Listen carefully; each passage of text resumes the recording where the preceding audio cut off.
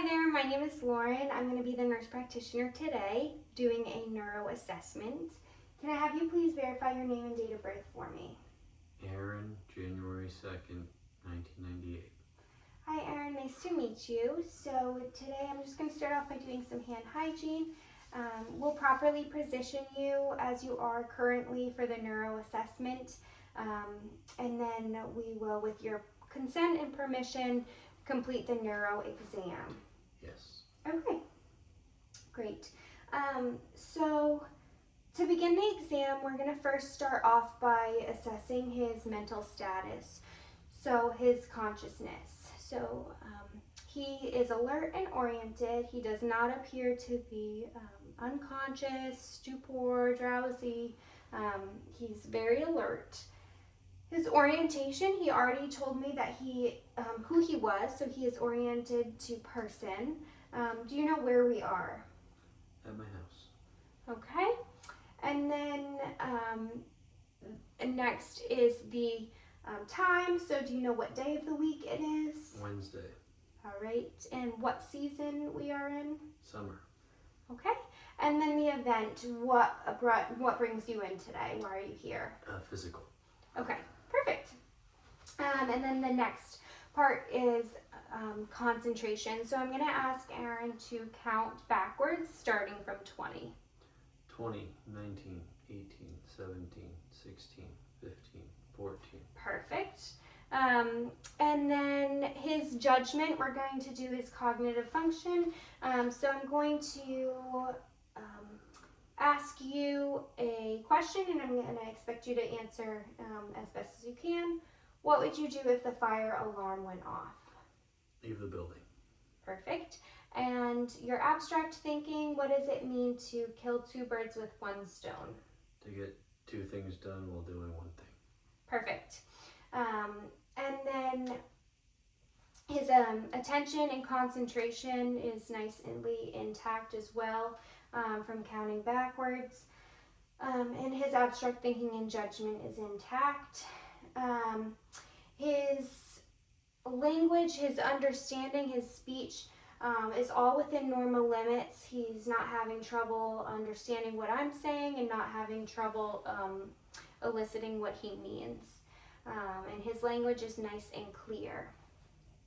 And then your memory, I'm going to state an immediate, something I want you to immediately recall. So repeat after me, please.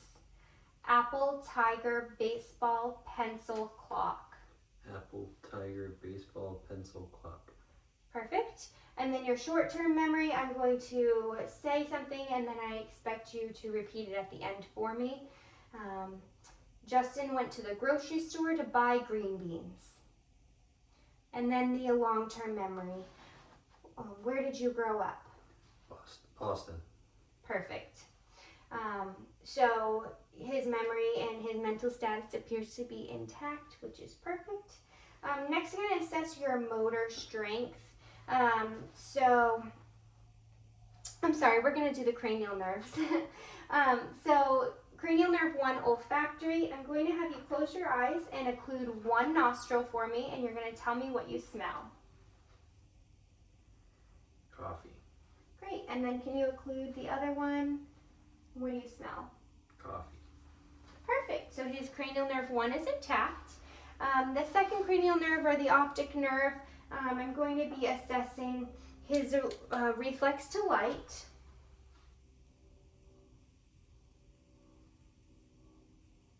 Good. So his pupils were nicely constricted with the light source.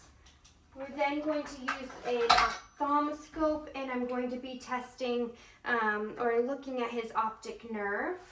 So I'm going to have you look straight ahead for me.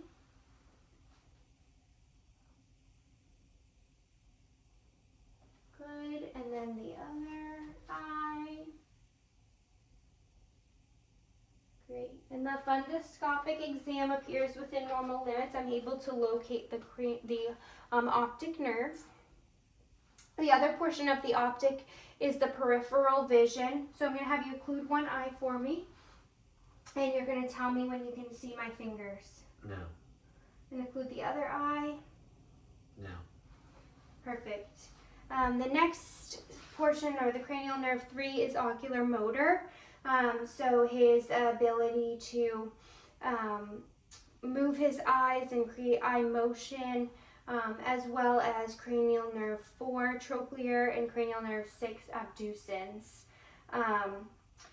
So I'm going to, before ocular motor, I'm going to assess his vision with the Snellen chart as well. So I'm going to have you just tell me with one eye what numbers you see. 63925. Good, and then occlude it and backwards, please. 52936.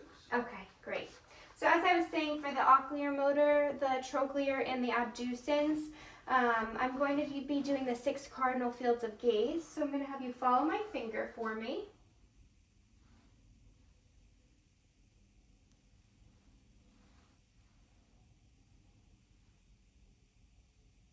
Good.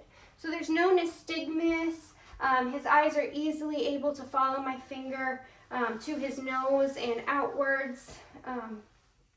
So his ocular motor is intact. The next portion of the exam is the trigeminal. So the trigeminal nerve is nerve number 5. So I'm going to assess his sensation on his forehead, his cheek, and his mouth. So I'm going to have you clench your jaw for me.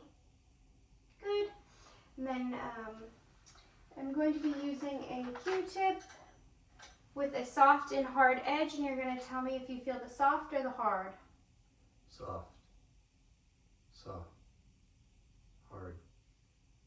Hard. Soft. Hard. Good. Soft. Hard. Hard.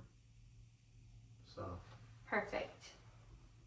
And then the other portion of the exam is also taking, I would take a sterile wisp or Q-tip or cotton and touch his eye and test his corneal reflex as well. And his eye should react and blink to that stimulus. Okay. The next is the facial cranial nerve. So I'm going to have you please smile for me. And then frown. And puff out your cheeks. So what I'm looking for is symmetry on both sides, which I am able to see. One side is not drooping, which is good. And then with the facial too, I'm going to use a tongue depressor with something on it, and I'm going to have him tell me what he tastes. And this is the anterior 2/3 of the tongue that he should be able to taste this. Salty. Good. All right. Next is the vestibular cochlear. So that would be his acoustic or his hearing cranial nerve. So I would be using the whisper test, the Weber, and the Rhine test to assess his hearing. So using a tuning fork, I'm going to place it on the center of his forehead. And where do you hear it? Both. Good. And then on the mastoid process, tell me when you no longer hear it. No. Can you hear it? Yes. Okay. Tell me when you no longer hear it. No. Yes. Okay, good. So that's telling me that air conduction is greater than bone conduction. So his hearing is intact. And then a whisper test as well. Typically in a real clinical setting, I would be standing behind the patient and having him occlude his ear, and I would be whispering something. But for the sake of this exam, I will be whispering here. Baseball. Baseball. Apple. Apple. Good. Alrighty. And then the next portion of the exam for the cranial nerves is the glossopharyngeal. So that is his ability to swallow. So can you swallow for me? Good. So I'm noticing how his trachea lifts as he's swallowing. He's not coughing or having any difficulty breathing with swallowing. And the glossopharyngeal as well as the vagus also includes assessing the palate and the uvula. So open your mouth wide for me and say ah. Good. And I'm seeing that the palate has risen and the uvula is midline. I'm next going to take a tongue depressor and check the gag reflex, which would be part of the vagus nerve. So go ahead and stick out your tongue. Good. So the gag reflex is intact. Next is the accessory muscles. So his ability to shrug his shoulders. Go ahead and shrug and then turn your head left and right with the sternocleidomastoids. Good. And they should be able to do that against resistance as well. Good. And then the hypoglossal is his ability to move his tongue or protrude his tongue. So go ahead and stick your tongue out for me and move it left and right. Perfect. And so his tongue is nice and symmetrical and it's able to deviate one side or the other perfectly with his motions and his movements. Great. So that concludes the cranial nerves. We'll next move on to his motor skills and his ability for strength. So starting off with the motor skills, I'm going to have you open up your hands for me. And I'm going to be pressing your fingers close together against your resistance. Good. And put your hands together and I'm going to try to pull them apart. Good. So I can tell that you have a nice tone and resistance. I'm next going to have you put your hands in a fist for me and I'm going to try to push your wrists down. You're trying to stop me. Good. Good, and up. Good. Good. I'm going to have you keep your arms out for me and I'm going to try to push your arms down and you're going to try to keep them up. Good. And push them up while you're pulling them down. Put your hands by your side for me. We're going to do the abductor and adductor motion. So I'm going to pull while you try to keep it close to your body. Good. And then I'm going to push inwards. And it's important to do it side by side so we're assessing the symmetry between both sides. Next, I'm going to assess your ability. You're going to go on your side for me, or lay down for me, and I'm going to assess your legs. So I'm going to be pushing down, and you're going to be trying to pull up. And then the other one. Good, and then I'm going to push up, and you're going to try to push down. Good. And this way. Good. All right, you can swing back. Oh, sorry, we're actually going to do the inward and outward motion. So I'm going to push inward and you're going to pull outward. Good. Perfect. So go ahead and swing back. Next, going to test your leg strength as well. So I'm going to push your leg towards the bed and you're going to try to resist me. Good. And then I'm going to pull. Good. And you pull towards you. Good. And then the feet as well. I'm going to be pushing your feet down and up and down. Perfect. So his strength is nice. His tone is good. He's not hyper or hypo tone. There's no asymmetry on one side or the other, which is very important.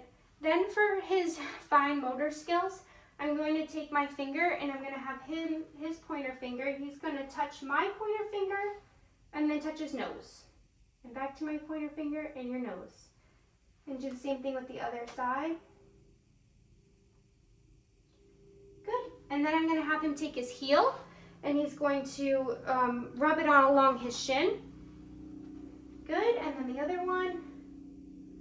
And then we're going to test his rapid movement. So he's going to I'm going to have you place your hands down, up, turn, and you're going to do it as fast as you can. As fast as you can. Good. Perfect. So his rapid motor movements are well intact. And then the last one is the pronator test. So I'm going to have you stand on up. You're going to close your eyes and put your arms in front of you and hold them like that. So what I'm noticing with him is that he's not swaying back and forth. He's able to keep his arms in the same position and his feet nice and steady as he's doing that, which is perfect. And then I'm actually going to do the Romberg test as he's in this position here. So I'm going to quickly press down on your arms. And I see that they return to the same elevation that they were at, which is perfect. You can stay up. We're going to then move into our gait coordination. So I'm going to have you walk, please, back and forth. I'm going to then have you walk on your heels. And on your way back, you're going to walk on your toes for me. Good. What I'm noticing is there is no ataxia. He's doing these motions very easily, not very spastic or rigid, which is important. We already did the Romberg test, but the next test is going to be the tandem. So I'm going to have you walk in with heel to toe. Good. And back, please. And throughout this, his stability and his posture is being maintained. He's not falling, and he's not having any issues maintaining his posture. So you can go ahead and sit down for me, please. The next one I want to test is the reflexes. So using a reflex hammer, I'm going to be assessing his brachial radial first, so his deep tendon reflexes, and then his bicep, and then I'm going to have you put your arm just like this, and I'm going to do your tricep, please. You can just kind of relax it into my arm.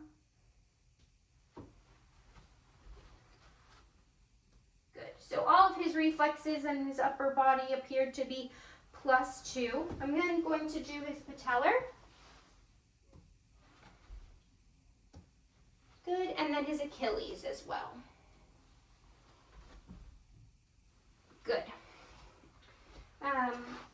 With the reflexes, the next I would do is test his Babinski reflex. So I would take something like the end of my reflex hammer and glide it along the base or the bottom of his foot.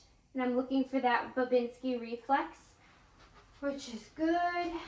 So I wouldn't expect to see his toes curl over. You wouldn't expect to see that. You would expect to kind of see them elongate a little bit. And then clonus as well. So I'm going to just kind of jerk his foot backwards. With positive clonus, you would see a movement such as this. But I don't see that here. So his clonus is negative on both extremities. After the deep tendon reflexes, the next thing I'm going to do is, the other reflexes we can do actually is an abdominal reflex. So go ahead and swing your legs back over. I'm going to have you lift your shirt just for your abdomen. And I'm going to take something like the base of my reflex hammer. And I'm going to strike it along his abdomen. And I'm noticing that his abdomen is kind of tensing up when I'm doing that, which is an abdominal reflex. The other reflex that we could do, but isn't indicated in this case, is the anal wink and the cremasteric reflex. But again, that's not indicated in this scenario. So go ahead and swing back up. Next, we're going to be testing his sensory motor. So I have something cold, I have some ice in a bag, and then I have my warm hands. We'll just be assessing whether he can feel the touch of a soft object, a rough object, and then something cold versus something warm. And then we'll be doing this on his extremities. Is this soft or hard? Soft. Soft or hard? Soft. Soft. Soft. Hard. Hard. Hard.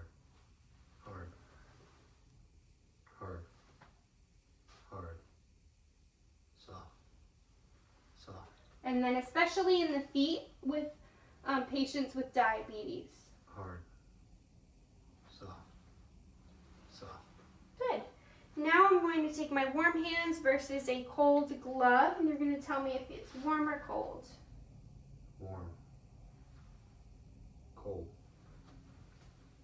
Cold. Warm. Warm. Cold. Warm. Cold. Cold. Warm. Cold. Warm. Warm. Warm. Cold. Warm. Good. And next is the cortical tests. So I'm going to place an object in his hand that's an ordinary object that he should be able to identify. You're going to just tell me what that is. Bobby pin. Good. And I'm going to then write a number on your hand.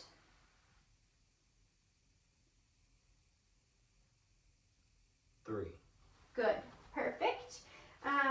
And then I'm going to take the bobby pin, stretch it out so that there's 2 points, and you're going to tell me if you feel 1 or 2 points on your extremities.